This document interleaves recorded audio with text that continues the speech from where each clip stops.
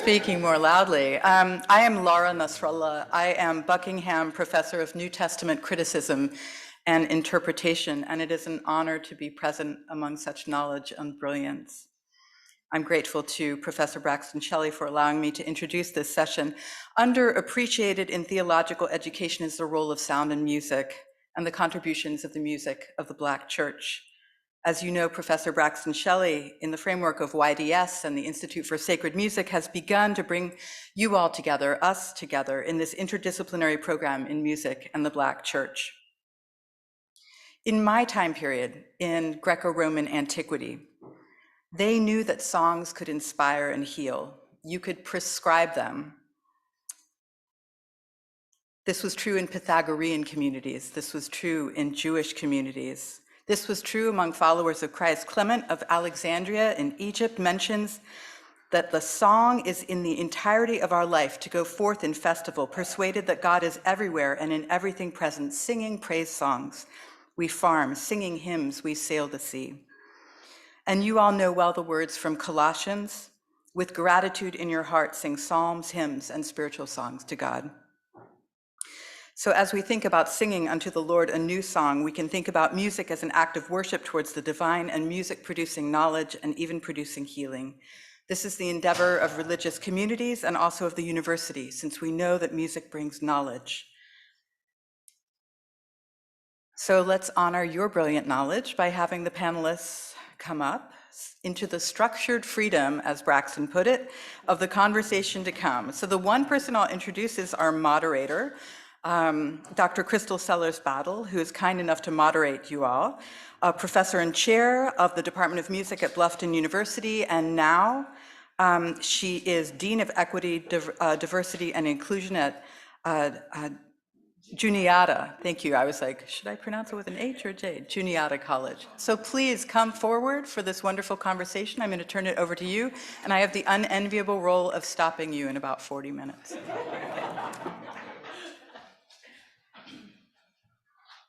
Thank you very much, and I'd like to invite my colleagues to come forward.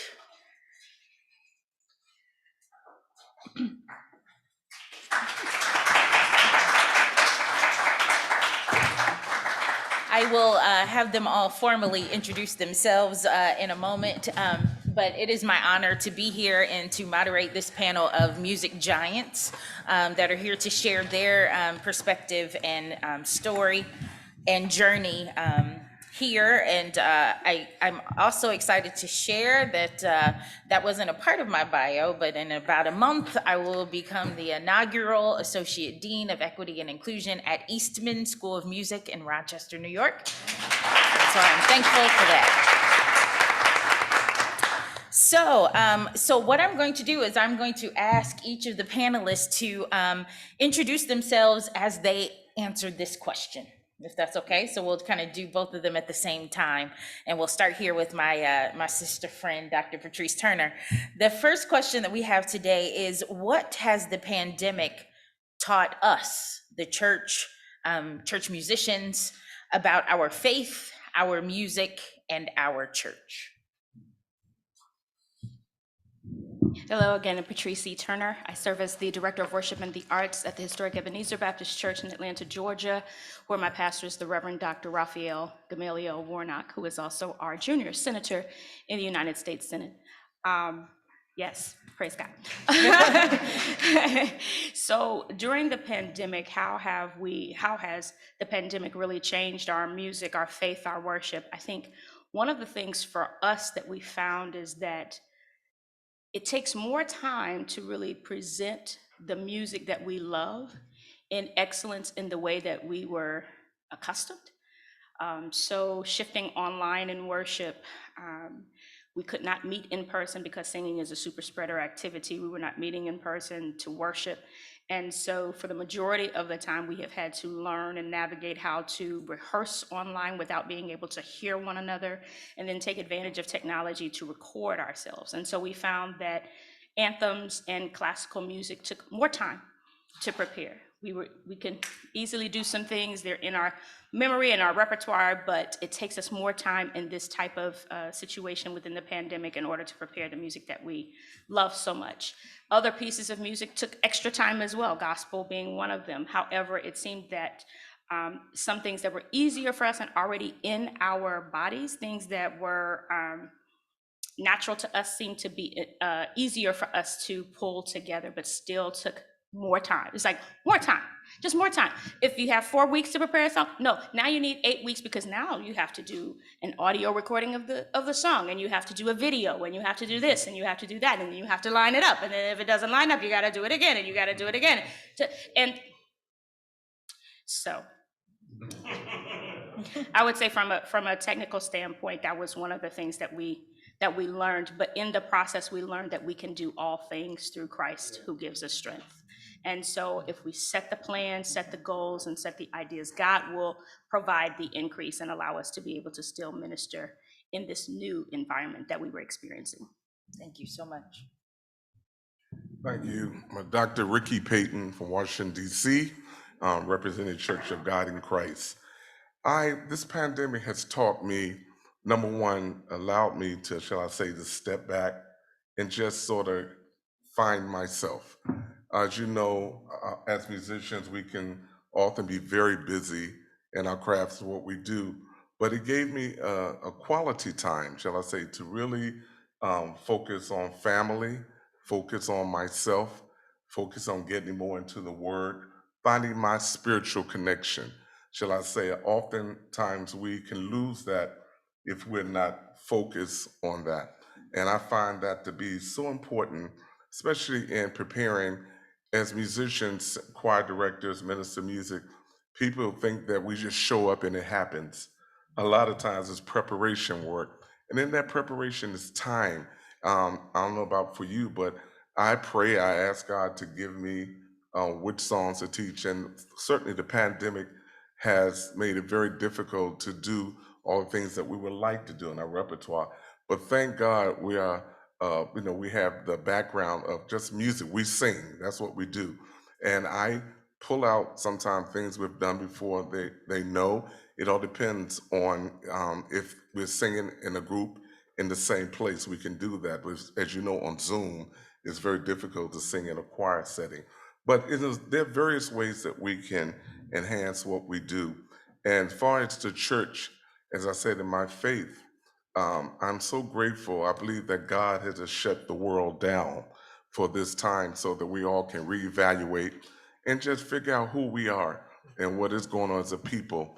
There's so much that's going on, and I don't want to go ahead of myself, but the thing that really speaks to me is that asking God, how do we do church through this pandemic? How do we do ministry through the pandemic? So all I have to say is that I agree, we can do all things through Christ. But I will say this, as a people of God and as worshipers, the Bible says, I believe in John 4:23, but the hour cometh, now is, even in the pandemic, now is that we must, somebody say must, worship him in spirit and in truth. I'm going to stop here. It's almost Sunday, y'all, so I'm going to stop.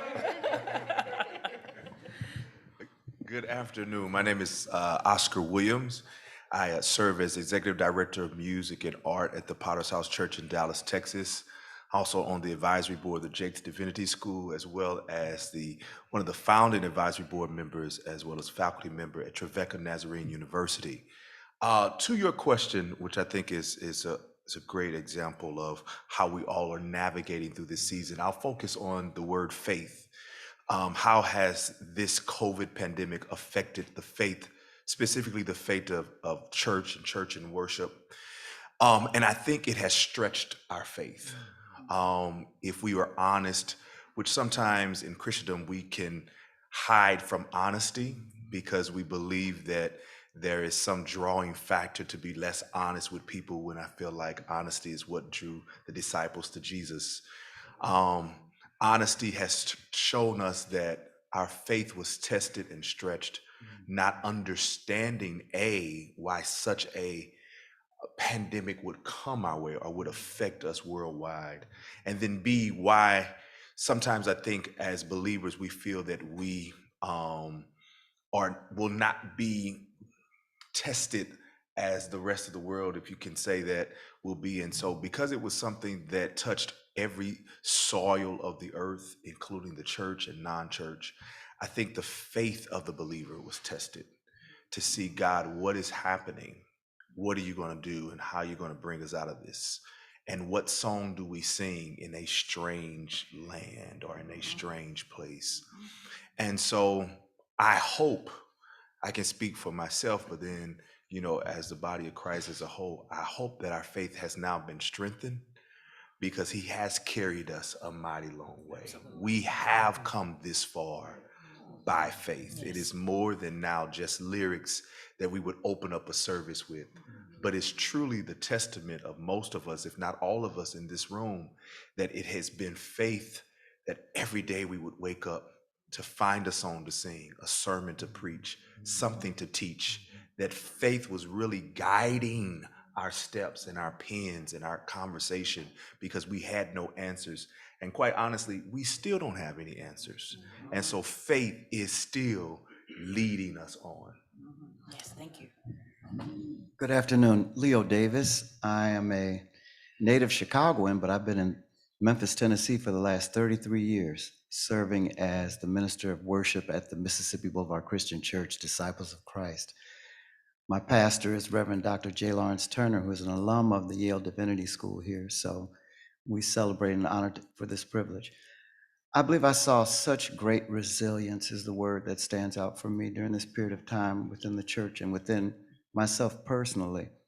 I remember the Thursday, March 12th, that we had to shut down immediately after a concert tour of the Tuskegee Golden Concert Choir voices. Dr. Wayne Barr was visiting us, and the concert, they were on tour and they were afraid.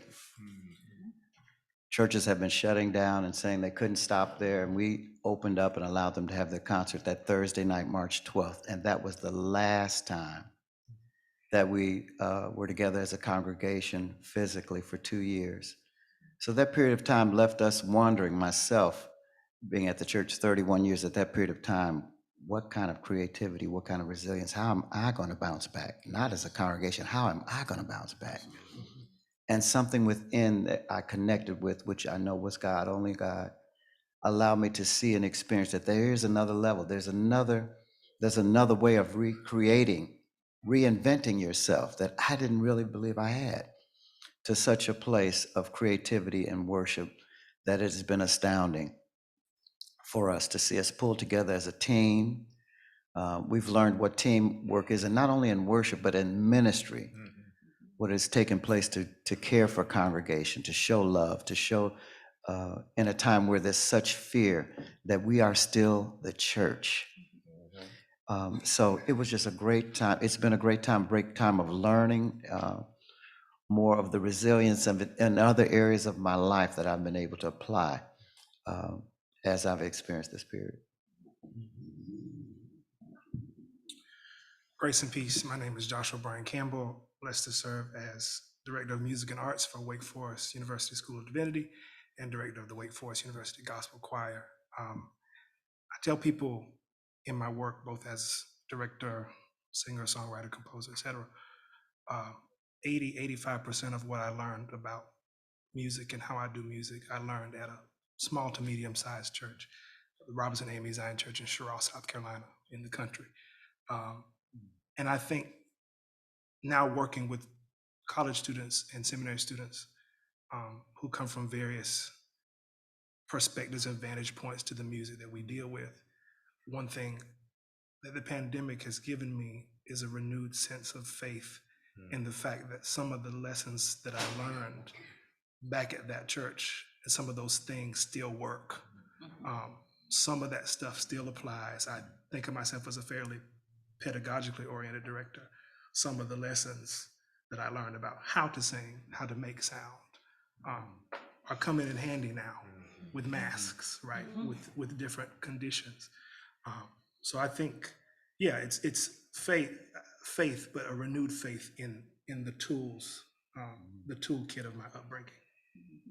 Thank you. Good afternoon, everyone. I am Reverend Ryland Andre Harris, and I bring greetings from Atlanta, Georgia, where I currently serve as Minister of Worship and the Arts at the Ray of Hope Christian Church, where the founder and senior pastor is the Reverend Dr. Cynthia L. Hale. I also serve as Director of Chapel Music at the Columbia Theological Seminary, also in Decatur, Georgia. And it's so awesome to be here and to have this opportunity to share. I think that in order to answer this question,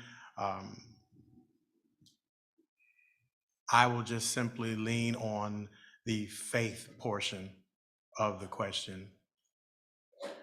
I believe that the pandemic forced me and challenged me to redirect my focus and what it is and who it is I sing to and sing about and sing for. It was very quickly that I had to navigate this thing between who puts you where you are and who has the power to remove you from where you are. Certainly not people, not man, and not the people that you serve, but the God that you serve. So the only lyrics that I could think of in that moment are simple. I trust in God because I know He cares for me. And as soon as you shift your focus and where you put your faith and where you put your hope and where you put your trust, that is what ultimately will affect how you sing and how you play and how you write. And that will ultimately affect how you navigate in this thing that we call the church. And I will take very much privilege to say the Black church. That is how you function in a organization that was once invisible, but now does have walls, but didn't have people in it for 2 years. So I am grateful for that challenge to be able to redirect my focus in the God that saved me, the God that loves me, the God that cares for me, and the God that promised to forever watch over me. And Rylan, you kind of segued me into the next question. And so for the sake of time, I'm going to volunteer people to answer these next questions. That's something my mother used to tell me all the time. She would volunteer me. She'd say, if you don't volunteer to do it, I will volunteer you to do it. And so I use that quite often. But there's so much power in the words of the music involved in the Black church. And one of the things that the pandemic did in our scenario was to muffle the words in some ways with the masks that we wear and the components of that. So I would ask you, three of you, whoever you would like for it to be, and if you don't pipe up, I'll volunteer you. What has the loss of words in singing during the pandemic, what did it do for us? How did it impact our ability, our connection?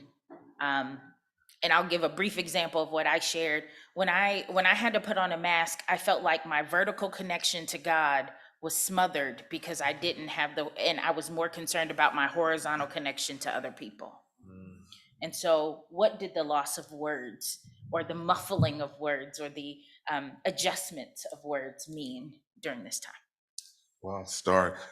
For me, well, number one, I'm so glad that the government required singers to wear masks. There's something called, they have singer masks that are very, very important.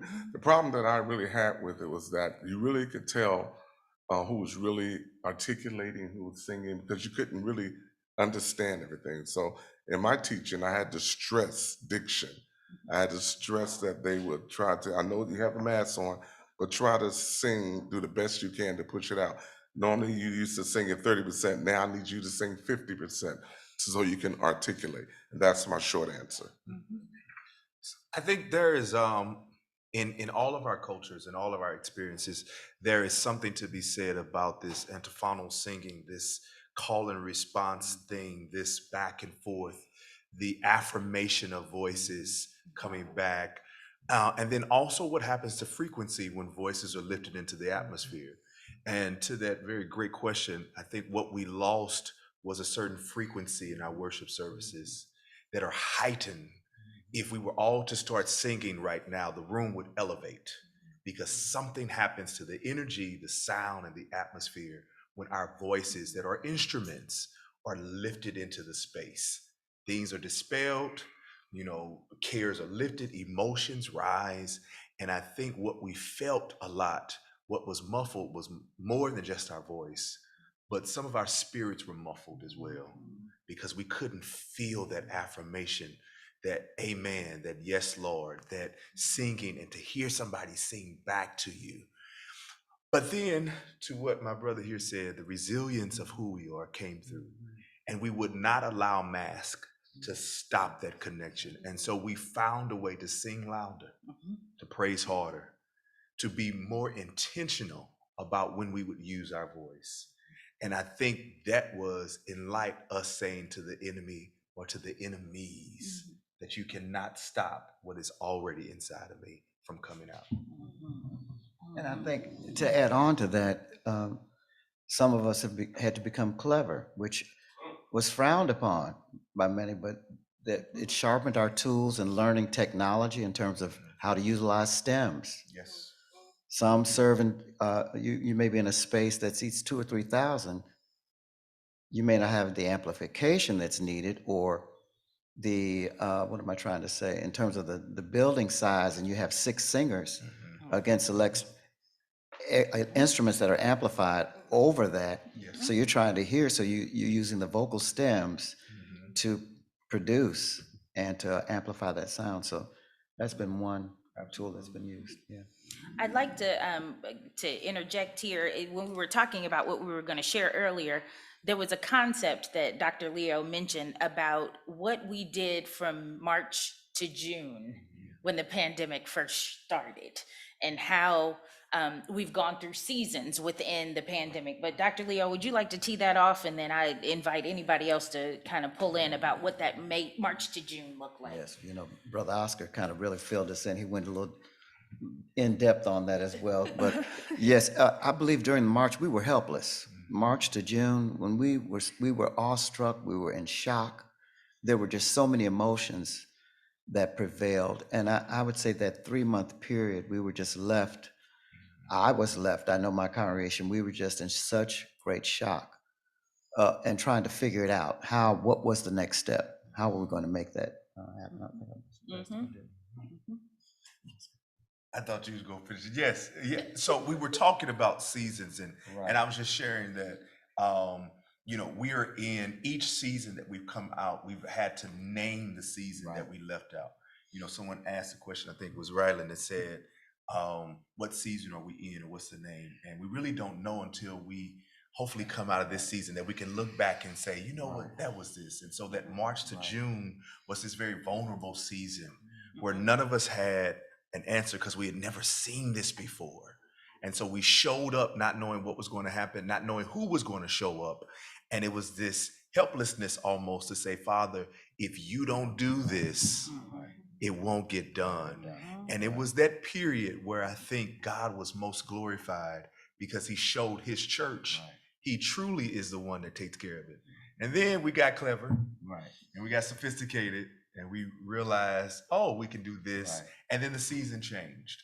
And so to that, I think we are going through this COVID in different seasons that we're learning so much. And then when we get out of it, we name it what we just come out of. Absolutely. Yeah. There was a vulnerability Yes. in that March through June section. I'm going to ask Brother Joshua if he will tee us off on this question. So how did our song shift in the church with the emergence of what I call the second pandemic after the killing of George Floyd?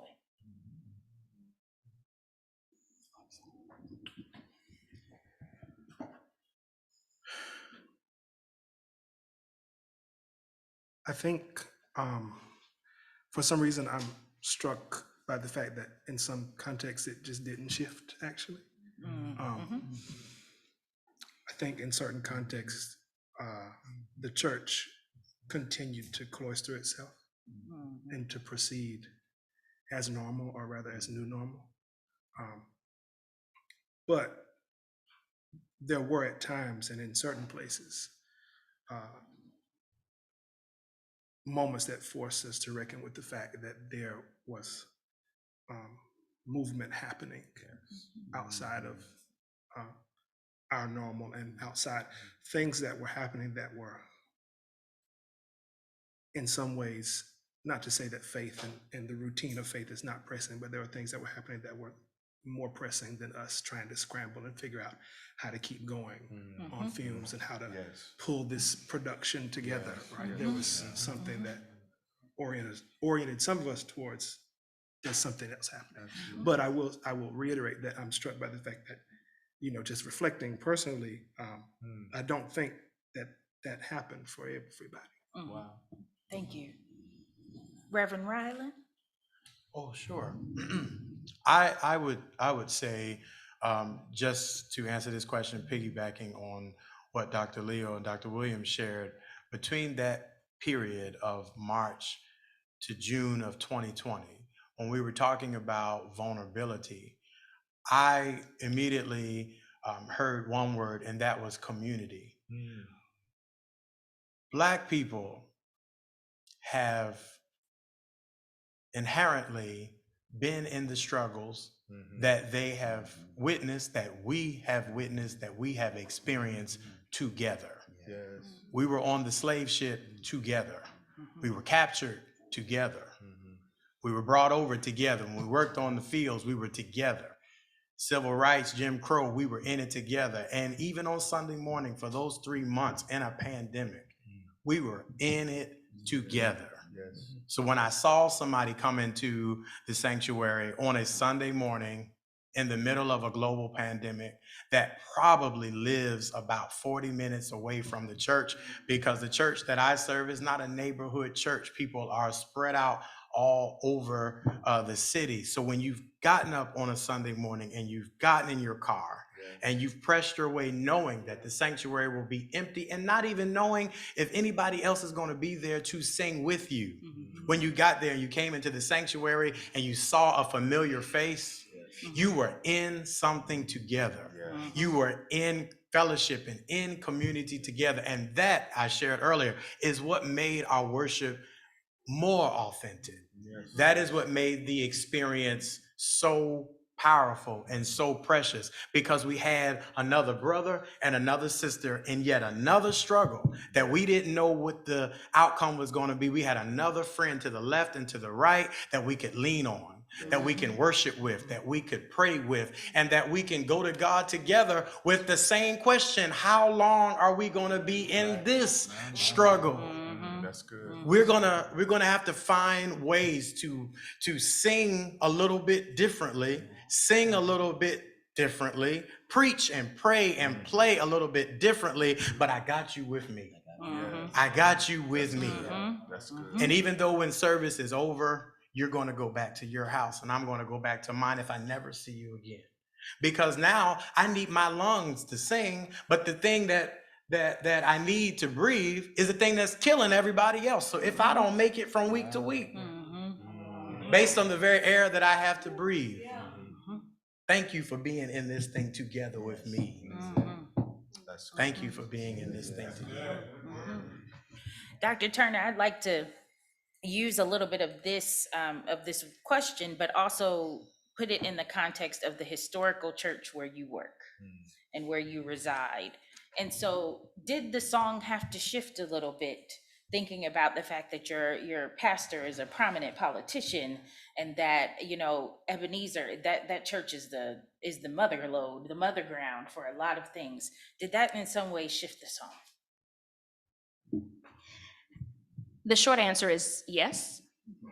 The long answer is, oh God, it was different. I think that given Ebenezer's moniker of being America's Freedom Church, we have always had a mission of social justice and social transformation along with individual growth. And so it has always been in the church's DNA that even though maybe not every song that comes out of Ebenezer has some type of fight the power, we're Black and we're proud kind of moment, the incorporation of that type of repertoire has been throughout, with Dr. Tony McNeil being my predecessor, others.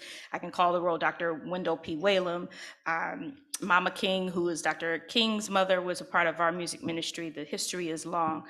For us during the pandemic, what I found was good for us in terms of responding to the police brutality and the racism that was going on at the time and is continuing to go on, is that I didn't have to worry about, oh, can I incorporate music by artists who are speaking to the moment, because I knew my pastor was in support of that. I already knew that taking a song from an Anthony Brown, or pastor even the last few weeks has been preaching a sermon series entitled "We Gonna Be All Right," based upon the work of Kendrick Lamar, the Pulitzer Prize winning work of Kendrick Lamar.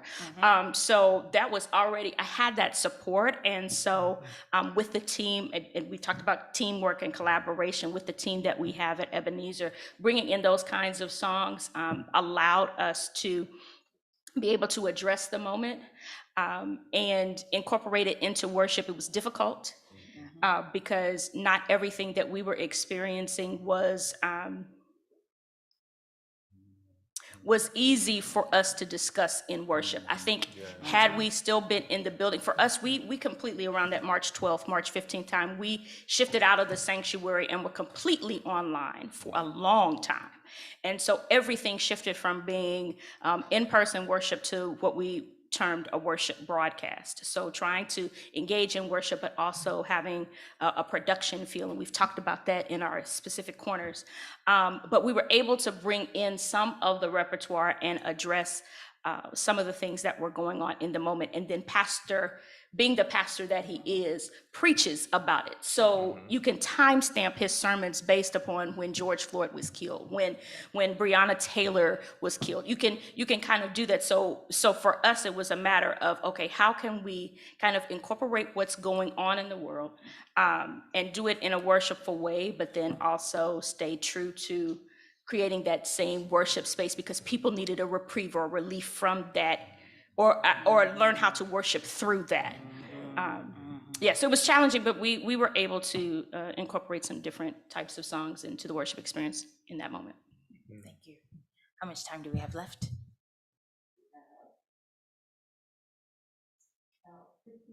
Oh, okay. I'm moving us right along. Well, praise the Lord. That means I can make up some more. No, I won't do that. So one of the things that has been prevalent about this work, and especially being what I call an essential or a frontline worker in the Black church, is that there has been nonstop elements of creating and being and producing music in this time. And so this was a question that came up in our conversation, and I have to just share a little moment to give a testimony, because we were talking about what is the self-care we're providing ourselves in this moment. And I said, I wasn't. I wasn't providing myself self-care, and my body is responding. I mean, there's health challenges, there's stress challenges, there's moving, there's all of these things. And I will tell you, these 6 people stopped what they were doing and prayed for me. And that right there was my moment. So I don't know if anybody has said this before, but Dr. Shelley, I came to Yale Institute of Sacred Music and got delivered. So thank you for that. Amen. I do. I thank God for that. But my question is, with the nonstop elements of what all of you have been called to do in this pandemic, what self-care have you provided yourself? Well, first thing I will say, and it's not always easy to do, but you just have to find time to stop, regardless of what's going on. It's not always easy, I said that, but we have to try to find quality time to stop. Because see, if we shut down, I mean, people they'll say, hey, how you doing, da-da-da-da, but sooner or later, they'll forget. So you have to take care of yourself, and it starts with us. Because what good are we if we can't really be in a place to hear from God and to allow ministry to come through to us first? That is important. But when you all just when you're bogged down with so much, you can be so under just burdened when you just can't even hear what God is saying to the church. And it's important that we understand what that is. And then sometimes I call it quiet time. We just have to pull around. You'd be surprised what the word would do for you. Just spending that quality time, I don't care how long it is, but just taking time to just allow God to speak to you and of course talk back to him, and he would do that. But I'm a firm believer that God will give you strength for the task and for the journey. As we pray and ask God, no matter where we are, he will give us the strength, because he's not going to let us do more for him than he do for us. So take care of yourself. That's what I would stress to everybody. What I would say to that, I know that there are multiple methods of personal self-care, but the one thing that I found the power in during this time is saying no. No, I am unavailable. No. And I have learned to be okay with other people not being okay that I say no. Because sometimes I'm not going to always be able to go lay out on the beach or fly somewhere. But if I want to just sit in my living room and watch Netflix and reclaim 3 hours of my day that I otherwise would not have, because I'm saying yes to everything else and everyone else and going and doing and being, as I was sharing with one of my former professors earlier, you're killing yourself, you're draining yourself trying to be your best self all the time in every space, and you're watering yourself down. So just being able to mentally and to emotionally and physically say no. No is not a cuss word. It's not a bad word. Right. No. And I think having learned to say no, that was when, God started, really working on me to be able to be refreshed and renewed for the yeses I wouldn't be able to turn down.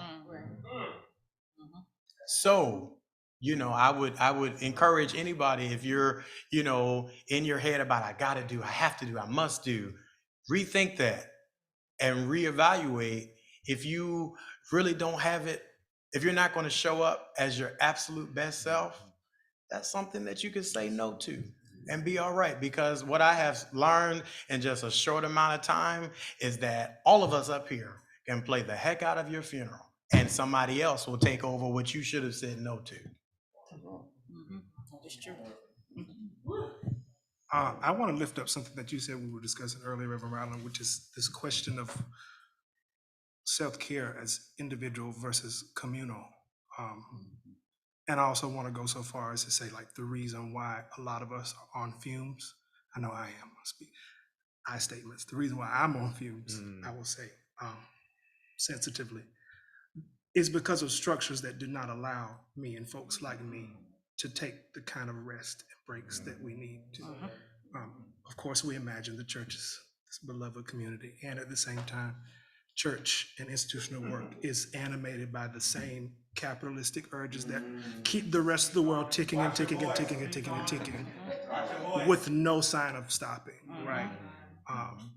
So we're drained constantly, especially post-advent of the pandemic, in the midst of the pandemic that continues, right? So like, there are structural concerns that do not allow us to take the kinds of self-care that we need, and that's also part of the problem. I want to, I'm so glad you said that, because I'd love to offer some type of anecdote to that. Use the power of no, and then yet there is a power in yes. Yes to delegation. Yes to help. Yes to I need your assistance. Yeah. Because I think when you're in survival mode makes you take on so much, and then you shoulder. And probably all of us that carry some leadership role understand that hey, in the midst of that, I have to carve the path. But we then isolate those who God has sent our way to be that yes of help. And so though I totally agree that many of us find ourselves in structures that have intentions and motivations that require us to keep bulldozing, we are with we are not without help, because the Lord has a ram there in the thicket. That's it. And while you were so busy, we're busy getting ready to slay, because that was the word that we got to do. We need sacrifice. If we just look up for the yes, Yeah. we'll see it.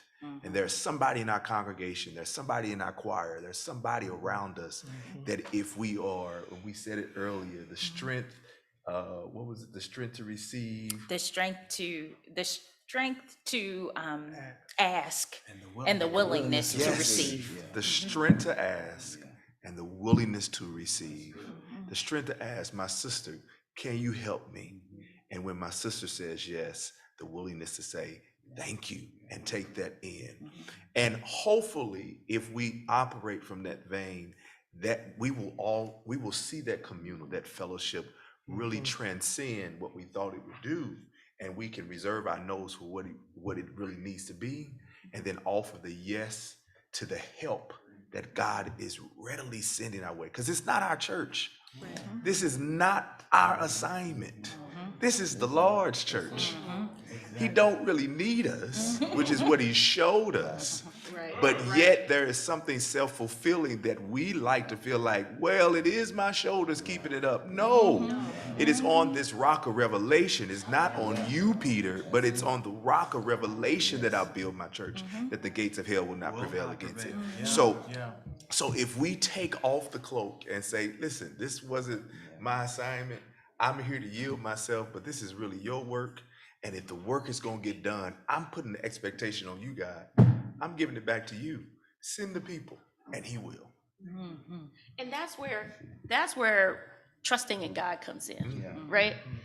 We talked about in Genesis how God created the heavens and the earth, and on the seventh day, God finished the work and then God rested. If God needed rest, we need rest too. And so in that moment, it can be very difficult to take that rest, but that is also an act of faith and an act of trust in God. God taught us to engage in the Sabbath, and we talk about, oh, well, is the Sabbath the whole day, or can I spread it out? Whatever it looks like, baby. However it works for you, engage in the Sabbath, because if you're pouring out of an empty vessel, what are you giving to God? What are you giving to others? And then how is that blessing you? And so during the pandemic, I had gotten to a point, I started out gung-ho. I was like, oh, yes, Lord. Oh, you've given me all these ideas, and we've got this team. We're going to go, go, go. And you guys know I'm an Energizer bunny. Anyway, so can you imagine me at the top of the pandemic be even more so of an Energizer bunny than I always am? Oh, yeah. It was go, go, go, go, go. And then eventually I hit a wall because I had forgotten the practice, the spiritual practice, the Christian practice of taking that time with God and resting every week, regardless. And that was how God had given it to me. And so as the pandemic shifted, I had to shift the way I looked at Sabbath. But I realized that in those moments, God was allowing me to fortify my trust in God, and that those to whom I had delegated, they can handle it. Yeah. That's why God gave us a team. Patrice, it's not all on you. If you die, Ebenezer's gonna still go right on going. So take the time for yourself, and then when you do that, you come back and you're more energized. You see things differently. God has given you. And there were times when I would take a rest. I would say, Lord, I just want to be able to go to sleep for about 4 hours and let the rain just fall, and I can just hear the rain and just rest, because my mind was just so overdone and overwhelmed. And God would allow me that time, and I would hear the rain, and then God would speak and say, you are my child. You are mine. Just trust in me, have faith in me. And then if I had questions, God would be like, oh, here's the answer.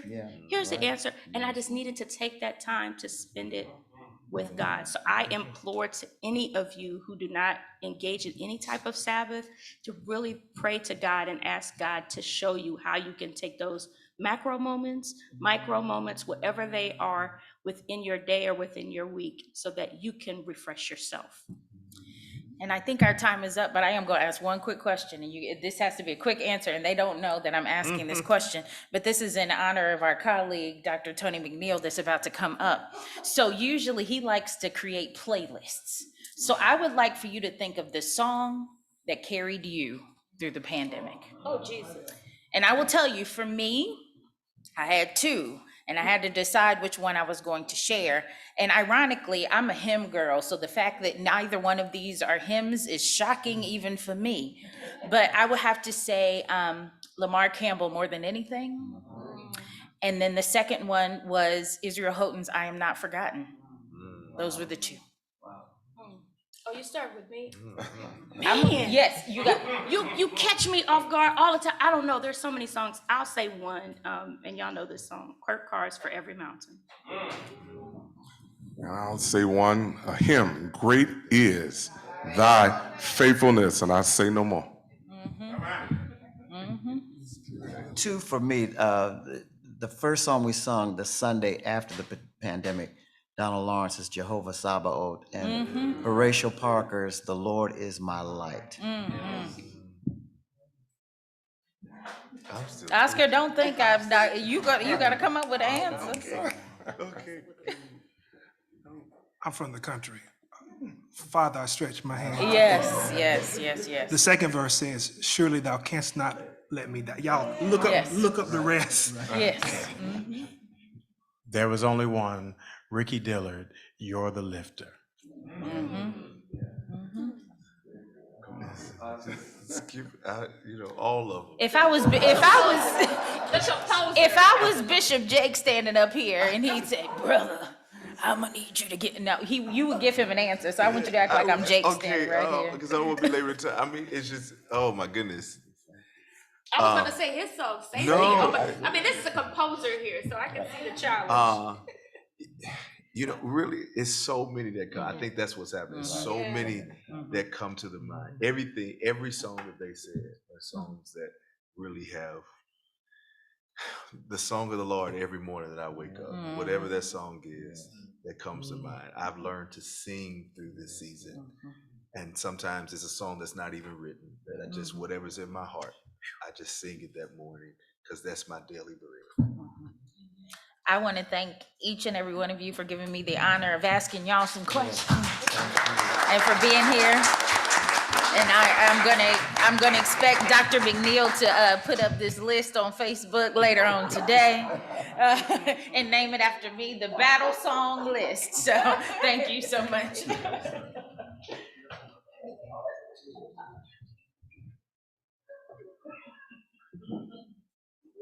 Let's thank our panelists again for an inspiring panel on the power of faith, the graciousness of God, and the use of technology and the use of rest. Our second panel is titled A Way Out of No Way, Vocation and Formation for Church Ministers. And the moderator is, as we've heard, Dr. Tony McNeil. He can introduce himself, but let me briefly say he is interim choral director at Texas Southern University. Is that true? Yeah. And prior to that, he served for almost 5 years as director of worship and arts at the historic Ebenezer Baptist Church. And there's so much more. So please, our next panel, come on up, and thank you so much.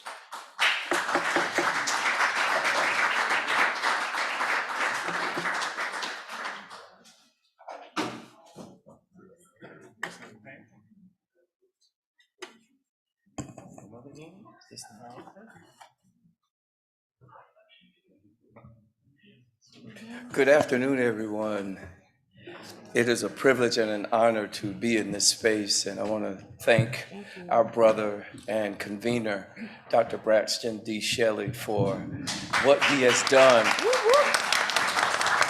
in bringing all of us together. And I want to say welcome to those that are watching us on the World Wide Web, on Facebook and YouTube and Instagram, wherever you may be joining us. Before I get started, I would be remiss if I did not honor this special person. One of my major professors is in the room in the person of Dr. Andre Thomas, and I just want to acknowledge his presence and say it is good to see you, Dr. Thomas. He has been here for the past year, 2 years, serving in the Department of Music and conducting various choral ensembles, and we'll be having his final concert this Sunday at 4 o'clock. So for those of you that are able to attend, I invite you to do that.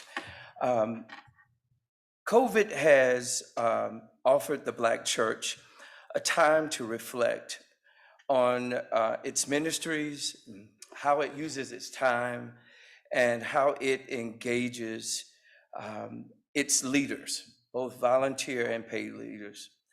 The pandemic has employed a unique set of demands on all congregational leaders, especially those of us who serve in the area of worship or music ministry. We have an opportunity to explore new ways of being, new ways of leading, new ways of engaging our worship communities. But the church as an institution also has an opportunity to reflect on how it chooses, secures, and evaluates its leaders, especially in the area of worship. Much of how we will move forward will be determined by who's in leadership. And so there are questions that we must ask. There are things that we must reflect upon. And so what I would like to do with the help of this distinguished panel is to spend some time thinking about vocation, the vocational call, and the spiritual formation of those that are called to worship leadership. I want to, in similar fashion, propose a question for each of you to answer or to respond to, and ask that you use it as a moment to introduce yourself first and then respond to the prompt. So the first prompt that I'd like to offer to the panel is just this general question. What are the new questions? What are the new ways of being that churches need to consider as churches start to reimagine themselves, especially in terms of its worship leadership and in light of this pandemic moment? Okay? What are the new questions? What are the new ways of being that churches need to consider as they reimagine how they function as churches, especially in the area of worship and the arts? Okay. Hi, my name is Preston Wilson, and to answer that question, I think what the question that needs to be asked, a very honest, authentic question: what do you want from your music ministry? In terms of, do you want a certain style of music all the time, or are we going to change with what some of the trends are with society, or are you going to meld some of those things? Are you going to try to build bridges between some of those genres? But be very honest, if you want a certain type of experience at your church, then you should move in that direction, but don't give the illusion that you want change or transformation when that's really not what you want, and then you get upset because your music ministry doesn't look like that. I'm Charlita Heinz, and I would say I keep saying that I'm from a small church, and so that is a real challenge because we have to think about we're coming back after 2 years, and we can't come back the same way. We have to have a fervor, a desire to be different, a desire to rebuild. And will our budget be able to accommodate what it is that we need to do at this time? We need better technology. We need to be able to reach more people. And we have the understanding that a lot of the members are older, so they're not coming back. So then we have to find ways to make sure that our technology reaches those people and that it is quality, because some of the things that we see online are not quality. And so that's a real challenge. Good afternoon. I am Stephen Key from Washington, D.C., serving on the music staffs of Third Street Church of God and Asbury United Methodist Church. I would think, and both of those congregations are over 100 years old.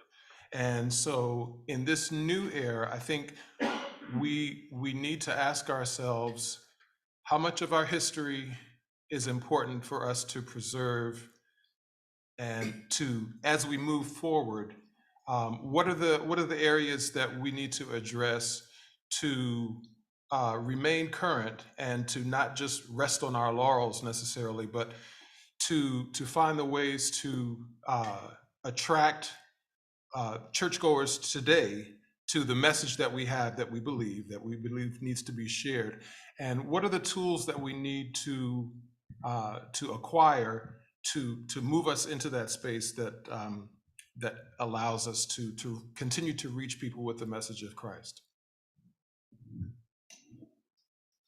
Good afternoon. My name is Kent Brooks. I bring greetings from Chicago, Illinois. I'm at Northwestern University, where I serve as Director of Religious and Spiritual Life, and I'm also assistant professor in the Department of Performance Studies, where my research deals with the execution, the production, and the social historical implications of Black gospel music in America. One of the things, we've had some rich discussions, and I was thinking about when I was doing more workshops for churches and traveling, I do a class called Who Ministers to the Minister. And when you think about the paradigm of we as music ministers and directors pouring out into our congregations week after week after week, be they small or be they multi mega churches, who pours into us? And so I think one important question that a particular church who's thinking about hiring someone should take some introspection and ask themselves, what can we offer, not just in regards to a paycheck, but emotionally, spiritually? Who am I pouring into my music minister so that she can then do his or her job for our congregation? Is there a spirit? My mom used to call it, I'm from the South, my mom used to call it a spiritual covering. She used to say, baby, wherever you go and wherever you serve, make sure you got a spiritual covering. And so, what's the approach to ministry for that pastor? Does he or she, do you share the same approach to ministry that person does? I think that goes a long way in helping. I think that's a good start, and then all the other things can follow. Good afternoon. My name is Ebenezer Graves. I serve currently at my home church, the original Harvest Missionary Baptist Church in Cleveland, Ohio, where I serve as minister of worship. I have had the opportunity to serve at the Park Church in Charlotte, North Carolina, where I served for 16 years as the minister of worship and arts, and at the Church Without Walls, where I served for 8 years as an associate to the minister of worship and arts. The things that have been key for ministry and the things that have helped me to navigate well is to reverse a question that I was asked when I first assumed the role in Charlotte. He said to me, the pastor said to me, I see you in the vision. So my question back to any pastor that I would interview with now is, what is your vision for the ministry at large? Do I align with your vision for music ministry? Whether or not we are compatible will make grounds for a partnership that will transcend even my time spent in the ministry. It will transcend whatever I do on the spot, because it will be something that will serve as a catalyst to motivate me to move forward. It will give me clear guidelines and goals which I am to achieve. It will also give me an idea of how we are aligned and how well we will navigate together.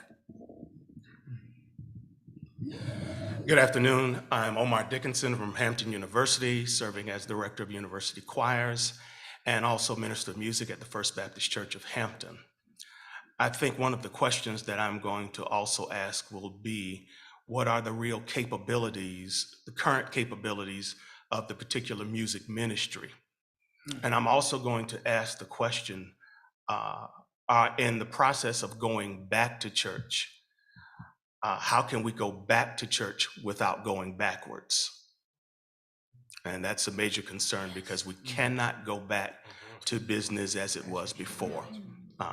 We've seen too many things and the people are not going to accept that because they've seen better at this particular point.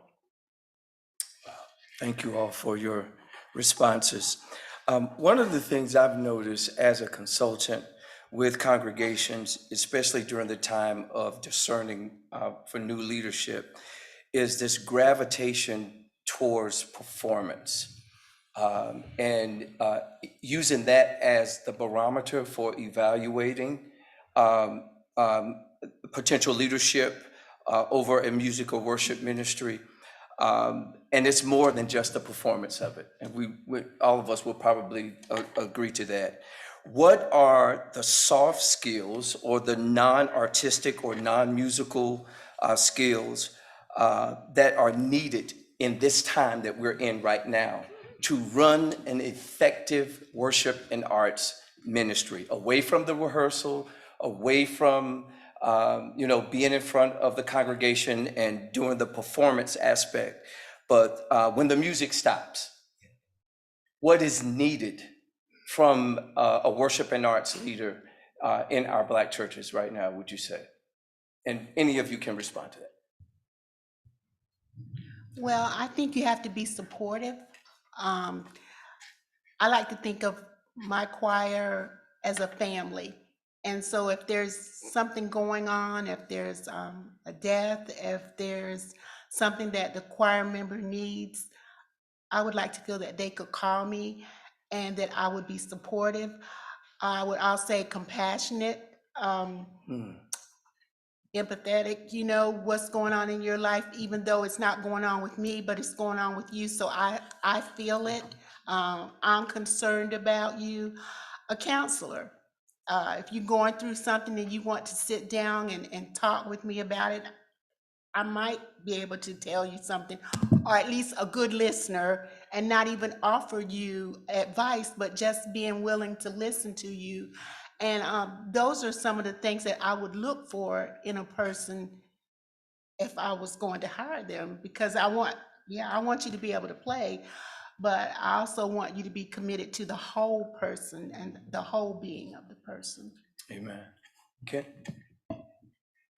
I'll just piggyback off that and say, being able to wear multiple hats. This is kind of generalizing, but counselor is one of them. I remember, at one church I helped keep a marriage together.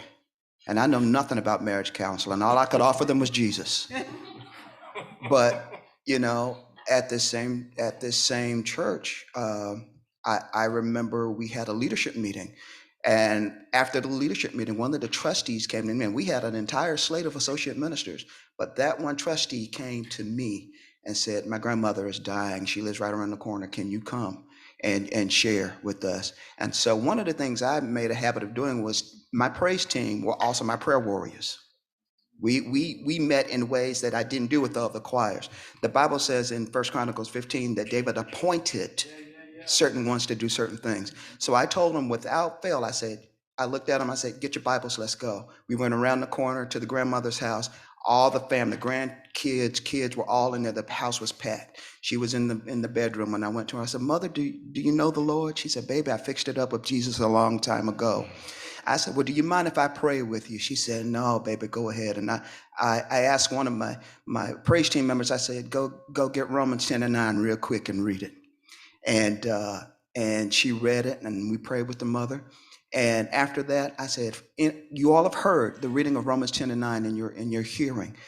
Now is the accepted time if you want to know Christ, to come right now to him. Do you know 7 people accepted Christ in that bedroom that night, came to church that next Sunday? So all of that is to say this: you might be called to do things as a music minister that have nothing to do with music. But you have to be prepared. It's about the salvation of God's people. So hide his word in your heart. Be ready to go turn on a dime to do whatever you need to do for that kind of care for God's people.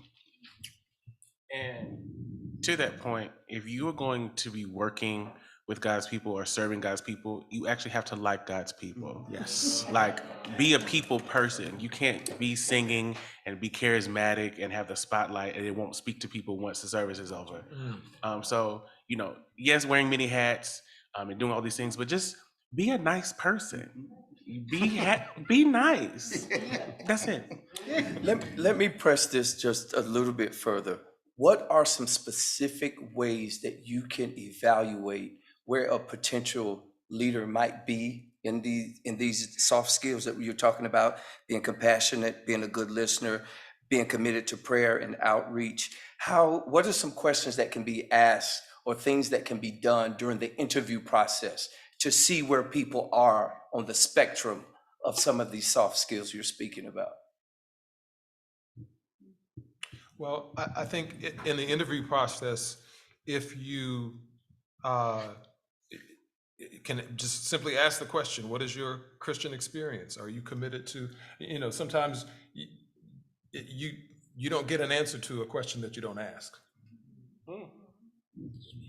Amen. And I'll say this, not only your Christian experience, but what is your approach to ministry? What does that look like? What does, tell me your salvation story. Tell what is God to you? How do you communicate that? If you didn't play a note on the piano, how would you still express God? I want to know what that approach looks like. During the interview process, it would behoove anyone in that position to be discerning. There are some things that are never spoken. The saints of old used to say it's better felt than telt. And in that mindset, we are going to have to be open to what we sense in a place. When I have been interviewed in various places, I made it a point prior to the interview of going into the place, finding where it was, being observant, paying attention to the way the people feel, paying attention to the way that they respond to people coming into that house, and how warm they are, how receptive they are to somebody different that they've never seen before. I would also suggest that if you don't love God's people, it's a step beyond your kindness. We are charged and called. It is our vocation as Levites to attend to the holy things of God. I can think of nothing holier than his people, wherever they are, in whatever they're doing. We have to be able to be non-judgmental. We have to see beyond what we see, obviously, and see into their heart. I'm glad that I've been beneficiary of ministries that have done that, have seen me smile and know that something might be wrong. They have seen me operate in full capacity in my ministry and yet go on. And that was the way we were trained. But we have to be sensitized in asking those kind of questions. We have to ask the pastor, well, what's your story? It doesn't necessarily have to have anything to do with my salvation walk. Who are you? And nowadays, it's very easy. Everybody goes to Google. Everybody goes to Google. That's only going to tell you on the surface who they are. If you watch ministries, if you pay attention to things, there are certain things that will stand out to you. You won't have to ask the question. You will have already sensed that this is what's going on. And the response of the people to the ministry in which they serve. If we're going into music ministry is universal. Yes. I can hum, and before I'm finished humming, because it's recognizable, somebody will join me in humming. I can start lining a hymn, and those that know that hymn will join in, and before it's all over, the room will sing with me. When you're in leadership, there has to be fellowship. You have to follow a leader. He or she has to follow the leader. And when they are following the leader, you will know that the first part of the verse, seek ye first. Professor Dickinson, do you want to respond to that? Really? Call him out. No, I'm also a trial by fire person. So there have been times when I've been a part of some of these interview panels, and pastors have deliberately put some of the troublemaking people in those ministries in the interview process just to see how you're going to respond and react. And in some of those cases, they hire you or fire or don't hire you based upon if you can handle these particular people, because they're more like these people, and their goal is to try to get things lined up. So sometimes that can work, and other times that can put a bad taste in your mouth, because keep in mind, while you're interviewing them, they're also interviewing you. Yes. Absolutely. Thank you. The next prompt I'd like to offer to the panel is, what considerations would you offer music conferences and institutes, even schools of music, seminaries, who are in the business of leadership formation as it relates to cultivating or helping to cultivate future leaders in the areas of worship and music in the Black church? How can our institutions help shape, form, inform future leaders that will be serving our music and worship ministries? And what would you recommend for them, especially in terms of program design and other offerings that they may give to those that will come? I think it starts also, it starts with acknowledging that for the African American church, in my opinion, it doesn't start with the Western canon. We've got to acknowledge that that is not primarily where we are. And unfortunately, there are some gatekeepers, I said this earlier, that want to make sure that this is what stays as it is, because this is how they were taught. And so they're going to continue to teach as they were taught. But we need to have those courses on church administration.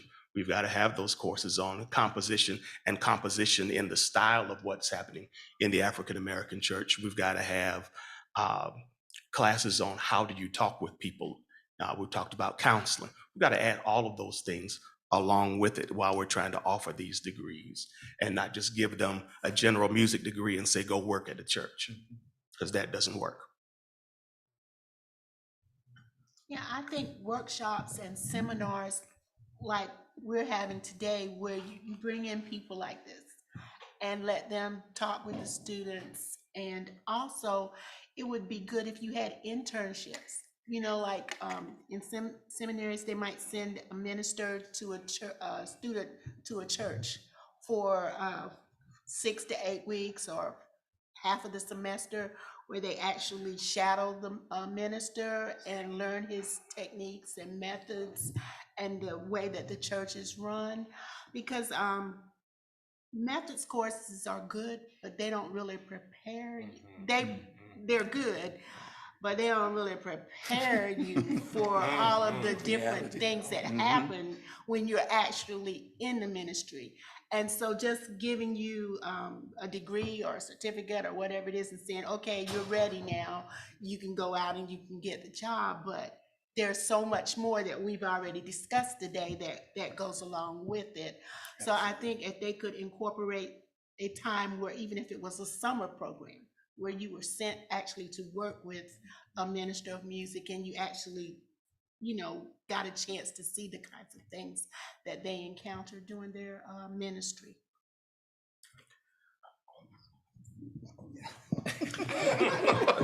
This is my friend. Just having fun. The two things that came to my mind just as I'm listening to my colleagues: skill set, mindset. If you're able to establish a skill set that involves the way you interact with people, with the ability to look beyond what is the most obvious, to see the need. If you have the skill set that gives you the tools by which you can begin a conversation that is healthy on both sides of the spectrum,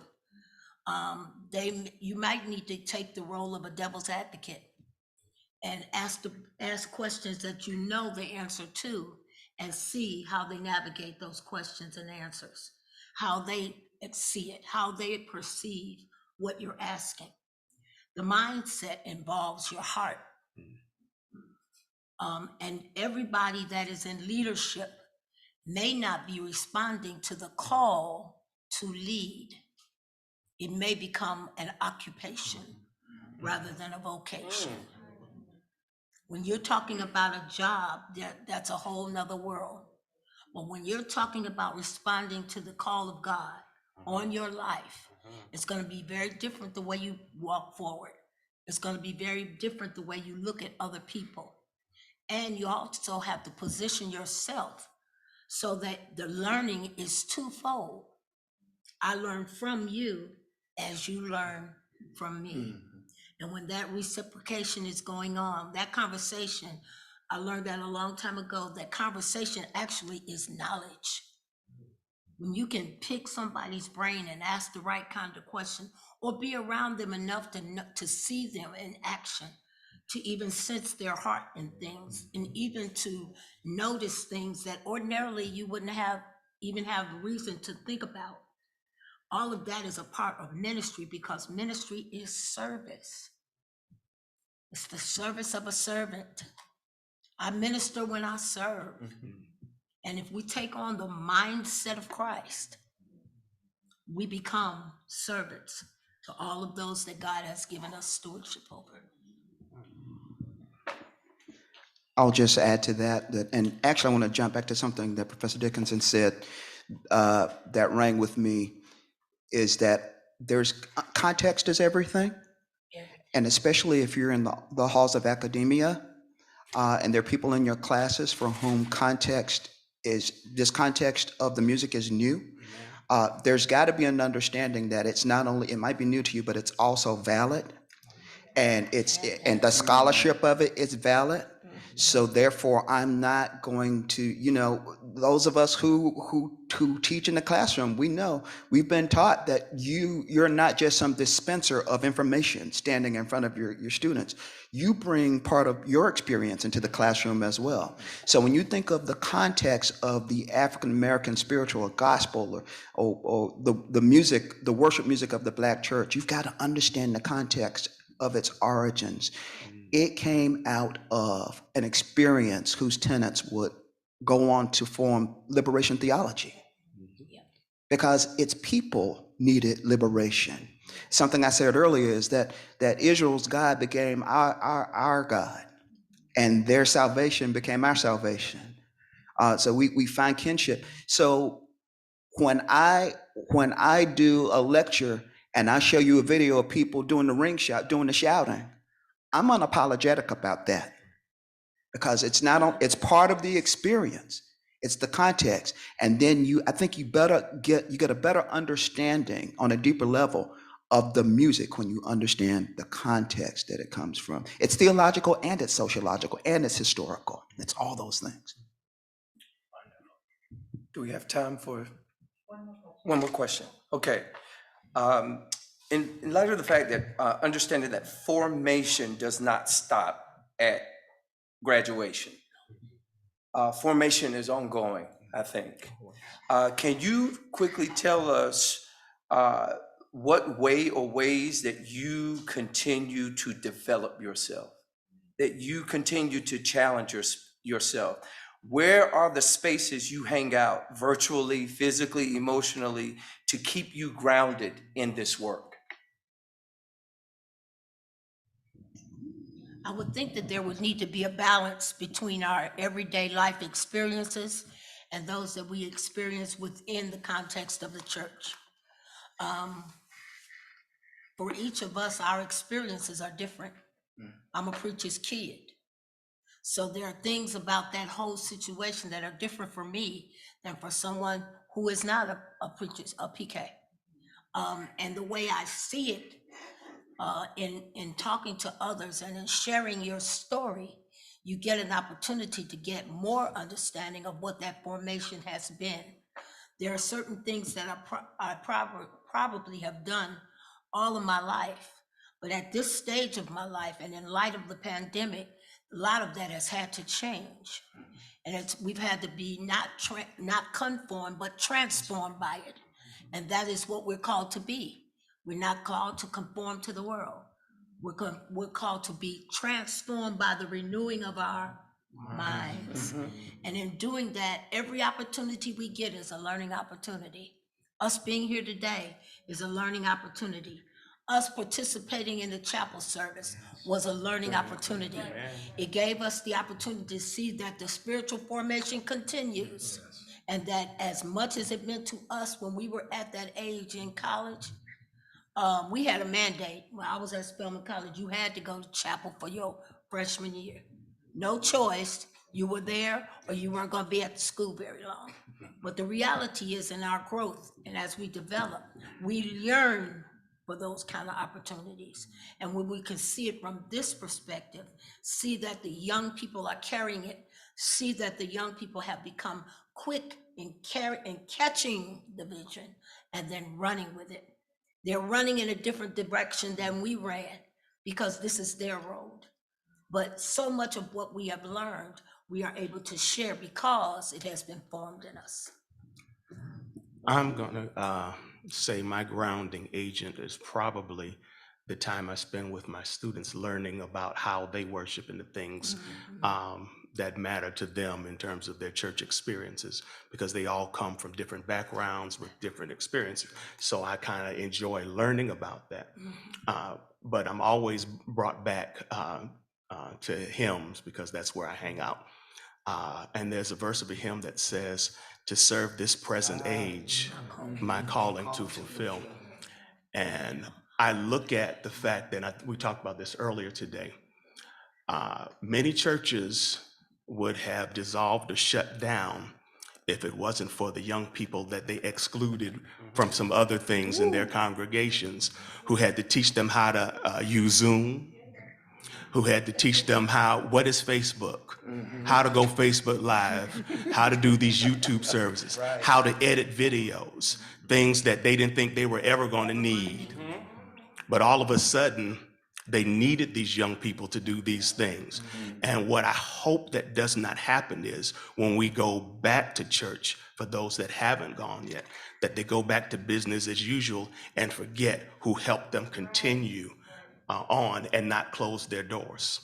So I'll say one of the things that keeps me grounded. And before I moved to Chicago, I was 10 years in Ohio teaching at a college there, but I was also minister of music at a United Methodist Church, High Street United Methodist. And that was during the time that the pandemic shut everything down. And one of the things, of course, the four of us, my pastor and I, our sound person, and our lay person, we produced videos to put online for our congregation and beyond every week until we were able to get back into the building.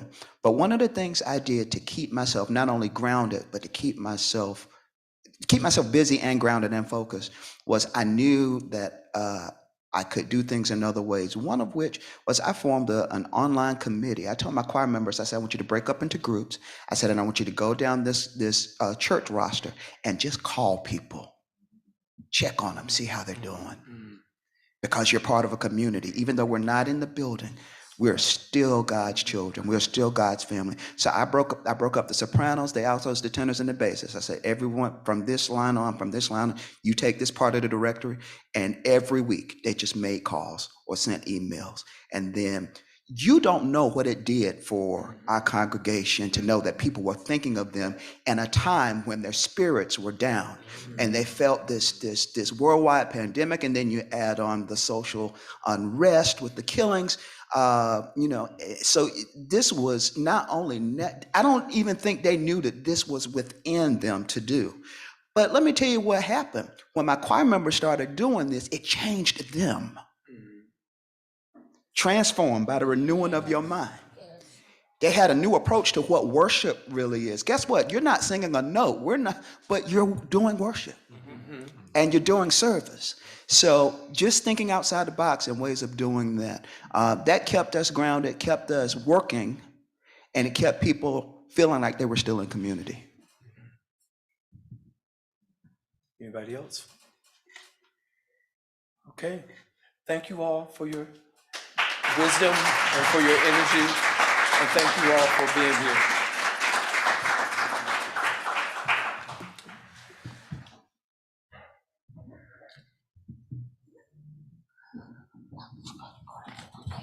I think at this moment, the man himself, right, will want to come up. This is Professor Braxton Shelley, who deserves applause. Author of The Wonderful Healing for the Soul, Richard Smallwood, The Vamp and the Gospel Imagination. Author of a soon-to-come-out book, I hope, on Bishop Patterson.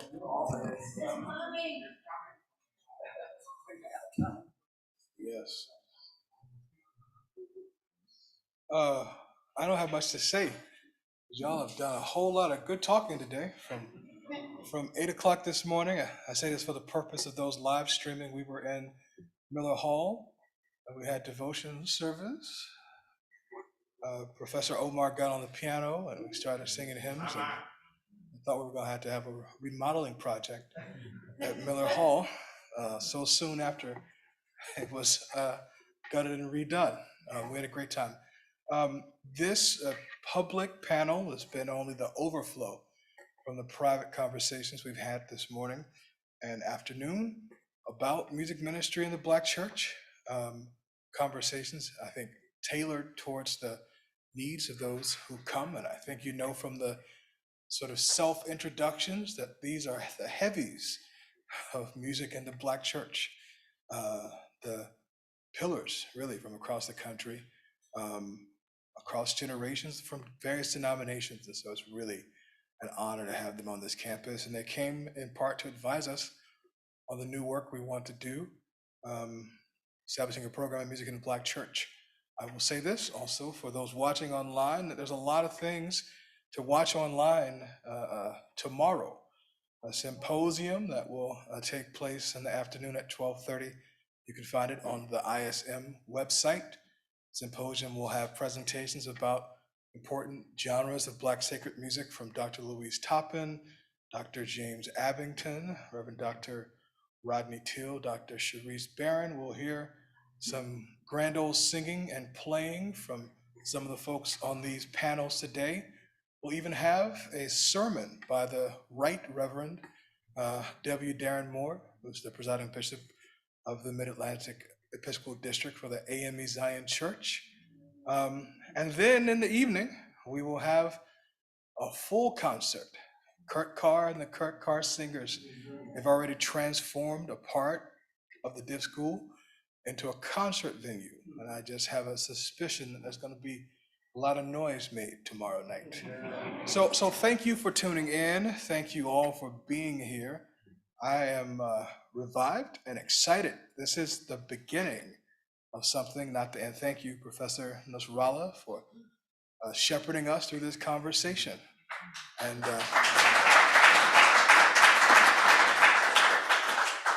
thank you, Professors Battle and McNeil, for chairing your panels. I know I threw you into the deep end with a few minutes worth of warning, and they performed like they always do with excellence. So I'll leave you with a line from contemporary gospel composer Donald Lawrence, which is "The best is yet to come." Have a good afternoon.